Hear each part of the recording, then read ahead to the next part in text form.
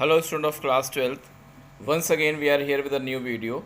In this video we will learn about radioactivity. Before starting that radioactivity, I just want to add one slide which I had used in the previous video about mass defect and binding energy. So what is mass defect and what is binding energy? I think many of you had seen from your NCERT also, and many of you had understand what is mass defect and binding energy. And in previous video I also discussed about the Einstein mass energy and nuclear binding energy relation given by Einstein, that is E is equal to mc square. Now starting from there only, according to Einstein, if we compress energy it will convert it to material.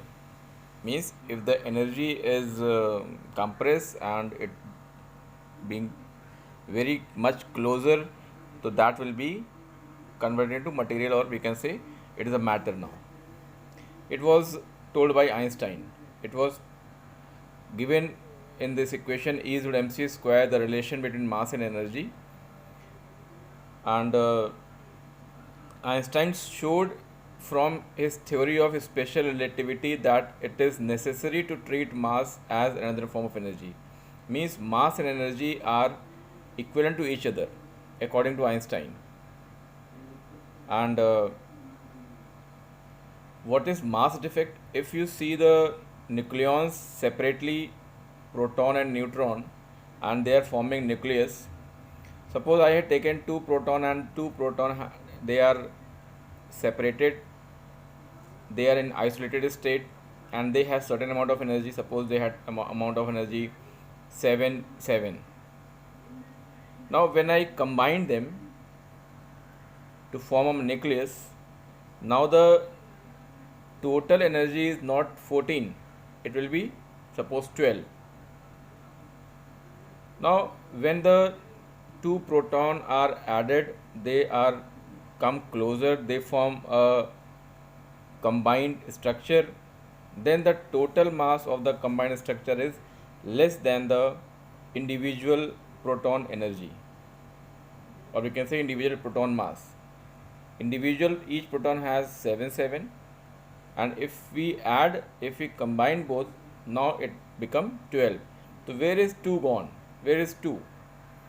So according to Einstein, the difference in mass is the conversion of energy. Means when they form a combined structure, their mass is reduced, and that is used to hold them. So if I again want to separate that two proton infinitely distance, infinitely in isolation state, so what I have to do? I have to supply the difference of energy. Means two, what is the difference of energy? I have to give to the combined proton, and now they will be separated. So from here we will continue this topic, mass defect. Now I think it is clear to all of you. It is the difference between the rest mass of the nucleus and some of the masses of nucleons composing a nucleus is known as mass defect. So delta M is the mass difference, or if you see ZMP, Z is the number of proton, M is the mass of proton. If you multiply, you will get the total mass of proton. And A minus Z is number of neutron. If you multiply it by mass of neutron, you will get the total mass of neutron. And this is the combined nucleus now. These two nucleons I added, and the total mass of these two nucleon is, because they are separated, so they have more mass. And what is M? M is the mass of the nucleus. When they come close, the mass is less. So the difference in mass, that is equal to delta M. What is this? This is equal to energy. And what is the energy in here now? If you multiply it by C square, you will get the energy. So if you supply the difference of energy to this nucleus, now again the nucleon will be separated. So what is the binding energy? It is the energy required to break up the nucleus into its constituent part and place them at an infinite distance from one another is called binding energy. So this is the amount of energy required to break that nucleus and to separate the nucleons, individual nucleons. So what the difference of the mass is there, we have to supply the difference of energy to separate them. So this is the mass defect and what is the binding energy meaning. I again add something here to understand better. So I think everything is clear now. What is mass defect, how the mass is defect, how the mass is less when the nucleons are combined, and where that mass is utilized. So that is utilized to combine the nucleons to form the nucleus, and if you supply the difference of amount of energy, they will again separate it. So the minimum energy required to separate the nucleons is called binding energy, and the difference between the rest mass of the nucleus and the sum of the masses of nucleons is called mass defect. So this is the two different term, and the meaning I think now clear what is mass defect and what is binding energy.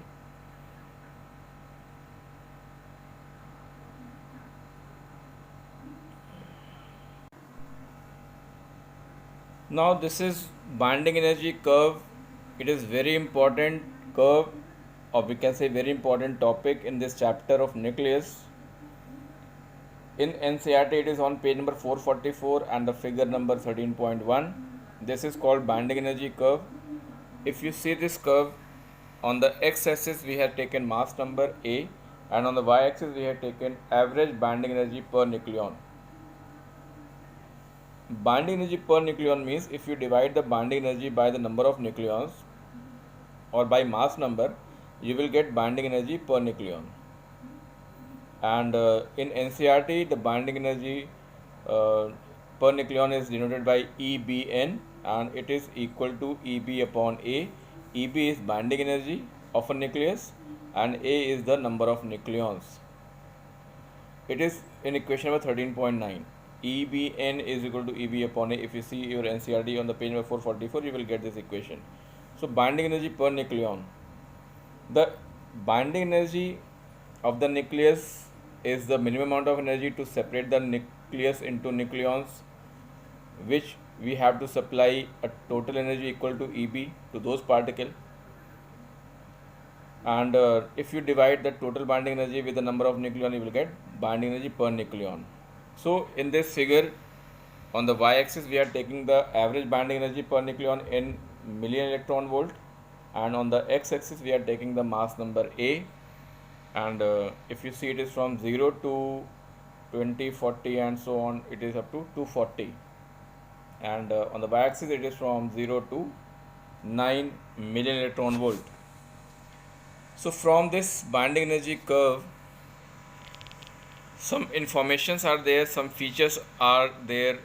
First is the binding energy per nucleon is practically constant, that is practically independent of the atomic number for nuclei of middle mass number, that is A is more than 30 and less than 170, and the curve has a maximum about 8.75 million electron volt for iron, that is A is equal to 56 and has a value of 7.6 million electron volt for A is equal to 238. This is the very important point. The second point is the binding energy per nucleon is lower for both light nuclei, means A is less than 30, and for heavy nuclei A is more than 170. So if you draw some conclusion from these two observations, so the force is attractive and sufficiently strong to produce a binding energy of a few million electron volt per nucleon, and from this curve, if you see a very heavy nucleus which have mass number of 240 has lower binding energy per nucleon compared to that of nucleus with A is equal to 120. So if a nucleus A is equal to 240 breaks into two mass number of 120 nuclei each, so nucleons get more tightly bounded.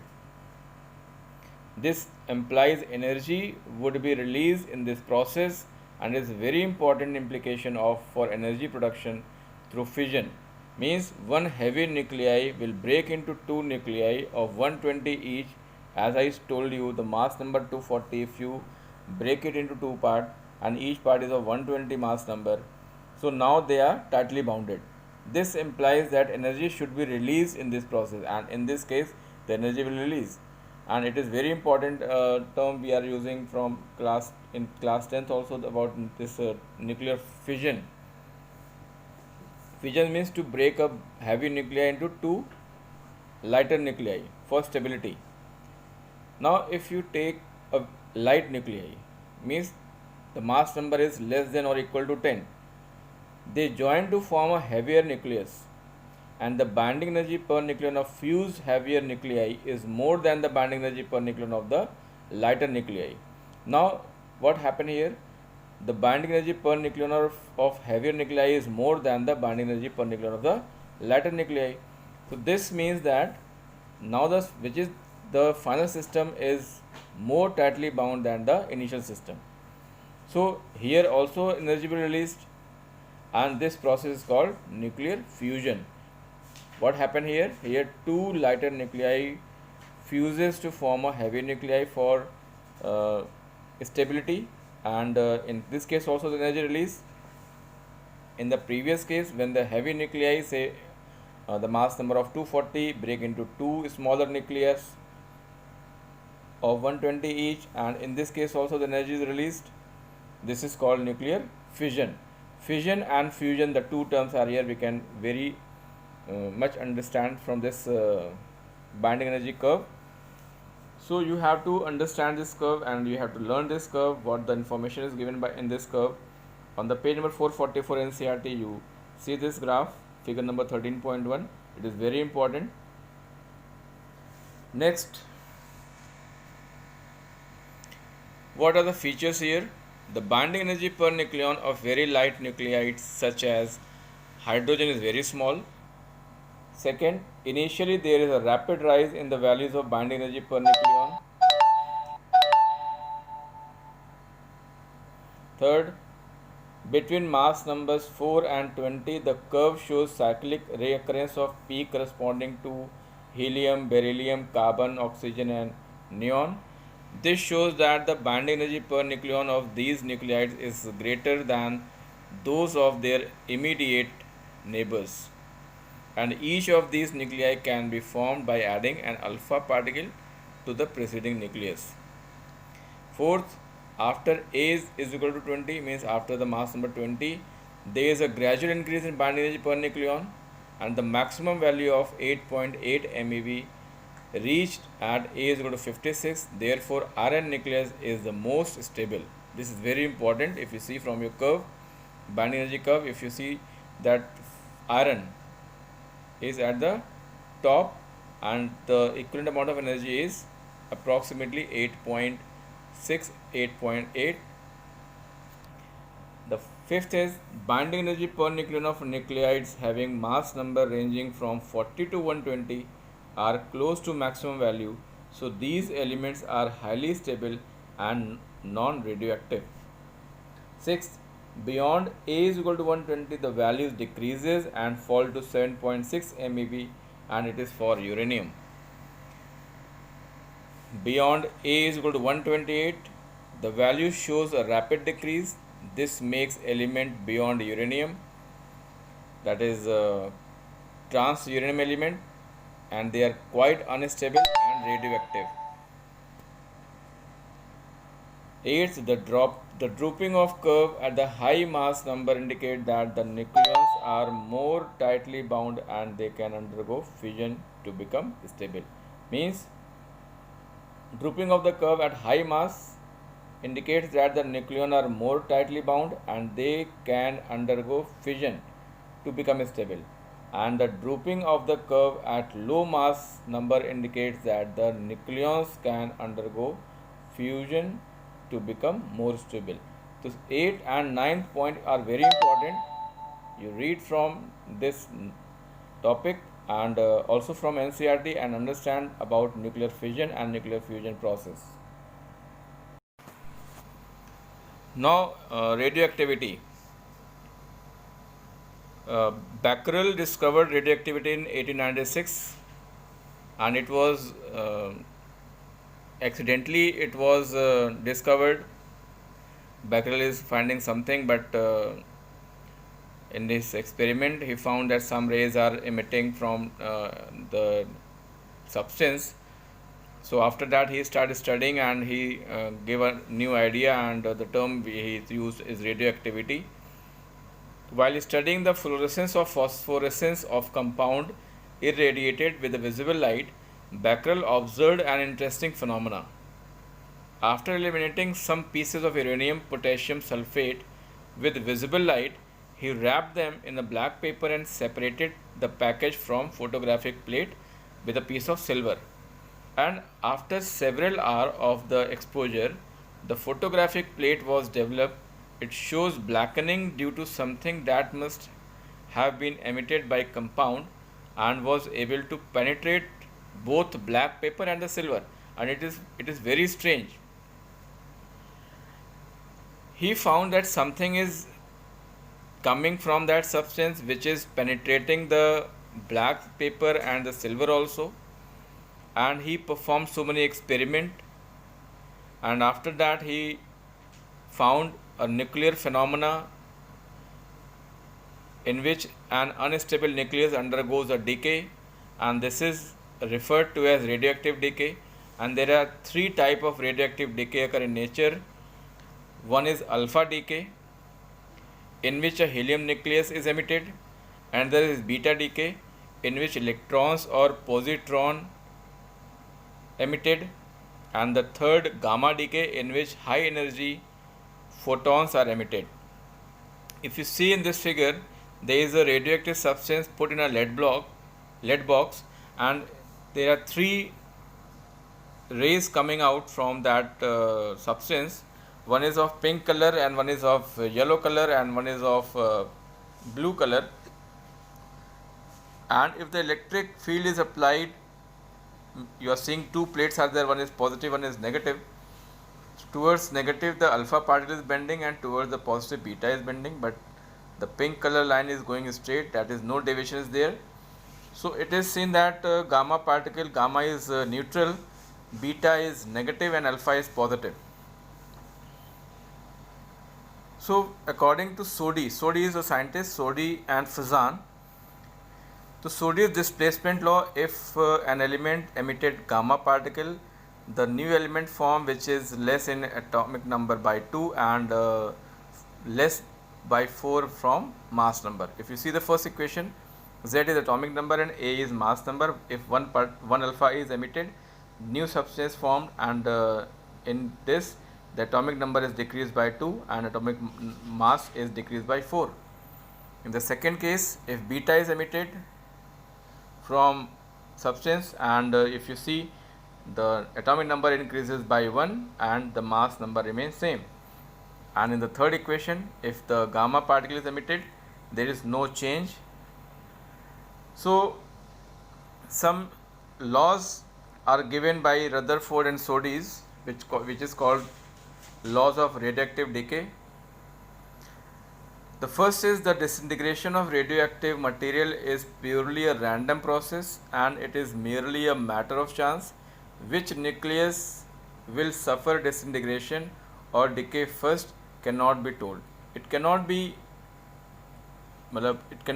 told that which nucleus is going to disintegrate.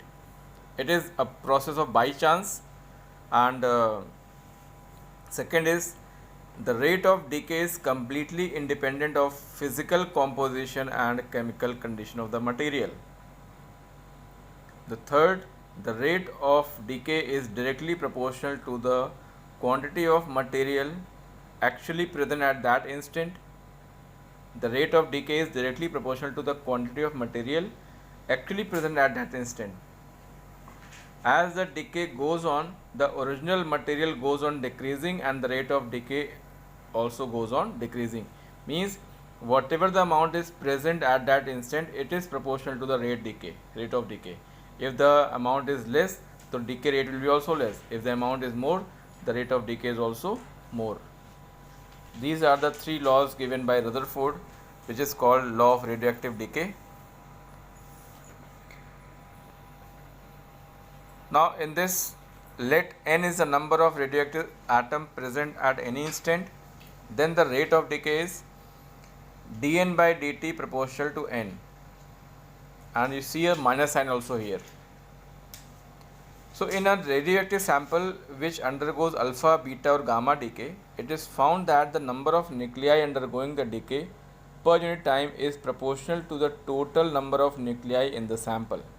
If n is the number of nuclei in that sample and delta n or dn is undergo decay in the time dt, then dn by dt is proportional to n. What is n? N is the number of radioactive atom present at any instant, and dn by dt is a decay rate of decay, or we can say minus dn by dt is equal to lambda n. In the place of proportional sign, we are using lambda here, and lambda is a constant which is called decay constant or disintegration constant.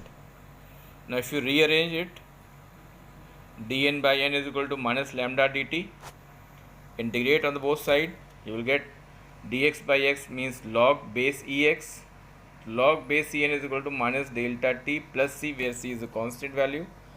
Now if you put the value t is equal to 0, at t is equal to 0, the n is n naught.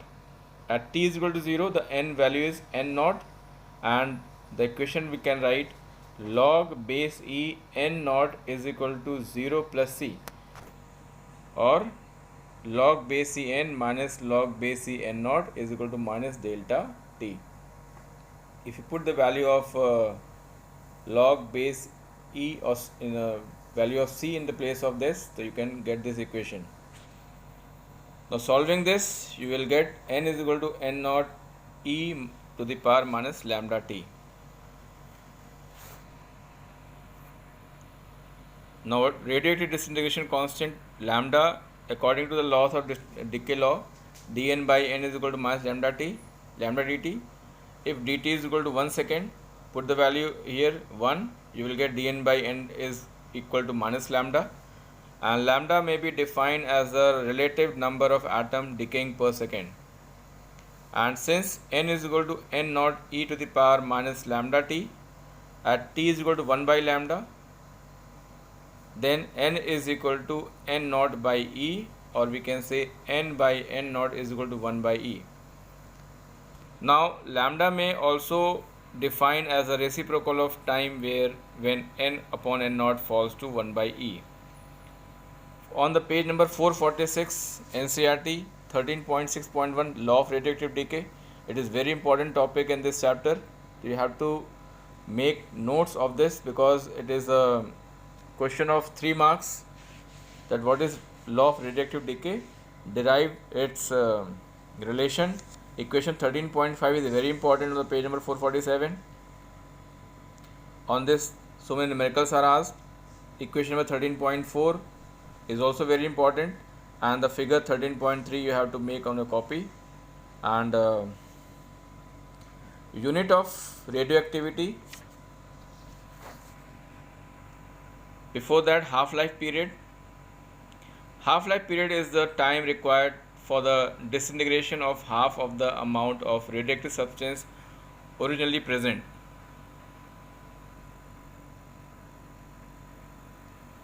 If t is the half-life period, then n by n naught is equal to 1 upon t, and it is equal to e to the power minus lambda t.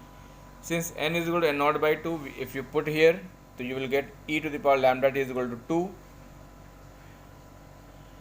Take log, lambda t is equal to log base e2 is equal to 6.6931, or we can say t is equal to 0.6931 by lambda, or lambda is equal to 0.6931 by t.